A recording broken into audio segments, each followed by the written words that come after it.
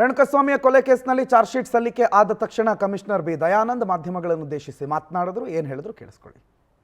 ಇವತ್ತು ನಾವು 24ನೇ ACMM ನ್ಯಾಯಾಲಯಕ್ಕೆ ನಾವು ಅಂತಿಮ ವರದಿಯನ್ನು ಸಲ್ಲಿಸ್ತಾ ಇದ್ದೇವೆ. ಇದು ಒಟ್ಟು 17 ಆರೋಪಿತರುಗಳ ವಿರುದ್ಧ ಸುಮಾರು 231 ಸಾಕ್ಷಿದಾರರನ್ನು ಒಳಗೊಂಡಂತೆ ಪ್ರತ್ಯಕ್ಷ, ಸಾಂದರ್ಭಿಕ, ತಾಂತ್ರಿಕ, ವೈಜ್ಞಾನಿಕ ಹಾಗೂ ಇತರೆ ಸಾಕ್ಷ್ಯಾಧಾರಗಳನ್ನು ಹೊಂದಿರತಕ್ಕಂತಹ ಒಂದು ಅಂತಿಮ ವರದಿ ಇದಾಗಿರುತ್ತದೆ. ಒಟ್ಟು 7 ಸಂಪುಟಗಳ 10 ಕಡತಗಳನ್ನು ಇದು ಹೊಂದಿದ್ದು ಬಹಳ ಬೃಹತ್ ತನಿಖೆಯಾಗಿರೋದ್ರಿಂದ ಎಲ್ಲ ಆಯಾಮಗಳಿಂದ ತನಿಖೆಯನ್ನು ಮಾಡಿದ್ದು ಒಟ್ಟು ಸುಮಾರು 3991 ಪುಟಗಳನ್ನು ಇದರಲ್ಲಿ ಅಳವಡಿಸಿಕೊಳ್ಳಲಾಗಿದೆ.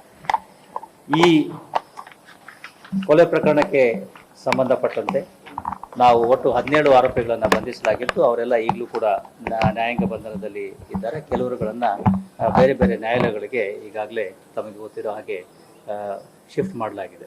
161 ಮತ್ತು 164 ಸ್ಟೇಟ್ಮೆಂಟ್ಗಳನ್ನು ನಾವೇನು ಮಾಡ್ತೀವಿ, ನ್ಯಾಯಾಧೀಶರ ಮುಂದೆ ಸುಮಾರು 27 ಜನ ಸಾಕ್ಷಿದಾರರ ಹೇಳಿಕೆಗಳನ್ನು ಬರೆಯಲಾಗಿದೆ. ಉಳಿದವರ ಆ ಹೇಳಿಕೆಗಳನ್ನು ನಮ್ಮ ಪೊಲೀಸ್ ಅಧಿಕಾರಿಗಳ ಮುಂದೆ ಪಡೆಯಲಾಗಿದೆ.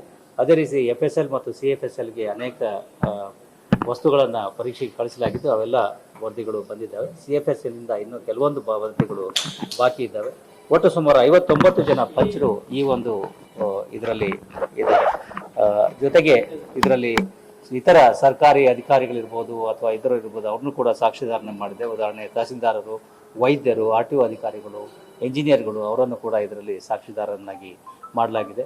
ಪೊಲೀಸ್ ಅಧಿಕಾರಿಗಳು ಒಟ್ಟು 56 ಜನ ಈ ಅಂತಿಮ ವರದಿಯಲ್ಲಿ ಸಾಕ್ಷಿದಾರರನ್ನಾಗಿ ನಮೂದಿಸಲಾಗಿದೆ. ಹೀಗಾಗಿ ಒಟ್ಟು ಸಾಕ್ಷಿದಾರರೇನಿದ್ದಾರೆ ಅವರು 231 ಜನ ಸಾಕ್ಷಿದಾರರು ಈ ಕೊಲೆ ಪ್ರಕರಣದ ತನಿಖೆಯಲ್ಲಿ ನಮಗೆ ಭಾಗಿಯಾಗಿದ್ದಾರೆ. ಅವರೆಲ್ಲರ ಒಂದು ಇದರಲ್ಲಿ ಉಲ್ಲೇಖಿಸಲಾಗಿದೆ. FSLಗೆ ಸಂಬಂಧಪಟ್ಟ ಹಾಗೆ ಬೆಂಗಳೂರು ನಗರದಲ್ಲಿರ್ತಕ್ಕಂಥ ನಮ್ಮ ರಾಜ್ಯದ ವಿಧಿವಿಜ್ಞಾನ ಪ್ರಯೋಗಾಲಯ ಏನಿದೆ ಅದರಿಂದ ಎಲ್ಲ ವರದಿಗಳು ಬಂದಿದ್ದಾವೆ. ಅದಕ್ಕೆ ಬೇಕಾಗಿರ್ತಕ್ಕಂಥ ಪೂರಕ ವಿವರಗಳನ್ನು ಕೂಡ ಅವರು ಕೊಟ್ಟಿದ್ದಾರೆ. CFSL ಹೈದರಾಬಾದ್ಗೆ ಕೆಲವೊಂದು ತಾಂತ್ರಿಕ ವಸ್ತುಗಳನ್ನು ಕಳಿಸಲಾಗಿತ್ತು, ಎಲೆಕ್ಟ್ರಾನಿಕ್ ಡಿವೈಸ್ಗಳನ್ನು. ಅವುಗಳಲ್ಲಿ ಸಂಪೂರ್ಣ ವರದಿಗಳು ಇನ್ನೂ ಬಂದಿರಲಿಲ್ಲ. ಈಗ ಬಂದಿರತಕ್ಕಂಥ ವರದಿಗಳ ಆಧಾರದ ಮೇಲೆ ನಾವು ಅಂತಿಮ ವರದಿಯನ್ನು ಸಲ್ಲಿಸಿದ್ದೇವೆ.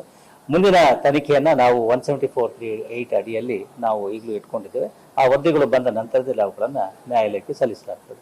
ಈ ಒಂದು ಏನು ತನಿಖೆ ಇದೆ ಅದು ಬಹಳ ಉತ್ತಮವಾದಂತಹ ಒಂದು ಇದರಲ್ಲಿ ಆಗಿದೆ. ನಾವು ಸ್ಪೆಷಲ್ ಪ್ರಾಸಿಕ್ಯೂಟರ್ನ ಕೂಡ ನೇಮಕ ಮಾಡಿದ್ವಿ.